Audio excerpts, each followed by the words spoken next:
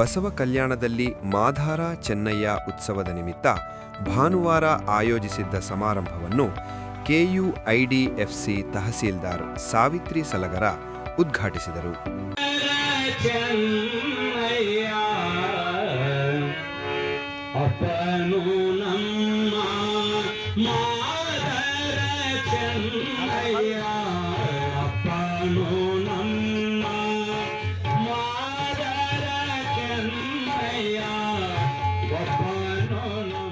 ಶ್ರೀ ಕೋರನೇಶ್ವರ ಮಹಾಸ್ವಾಮೀಜಿ, ಶ್ರೀ ಬಸವ ಪ್ರಭು ಸ್ವಾಮೀಜಿ, ಪೂಜ್ಯ ಚಿತ್ರಮ್ಮ ತಾಯಿ, ಶ್ರೀಕಾಂತ ಸ್ವಾಮೀಜಿ, ಮುತ್ತಣ್ಣ ವೈ ಬೆಣ್ಣೂರ್, ಅರ್ಜುನ ಕನಕ, ಯುವರಾಜ್ ಬೆಂಡೆ, ರೇಖಾ ಹೊಸಮನಿ, ನಾಗಲಿಂಗ ಮಾಳೆಕೊಪ್ಪ ಹಾಗೂ ಇತರರು ಈ ಕಾರ್ಯಕ್ರಮದಲ್ಲಿ ಭಾಗವಹಿಸಿದ್ದರು.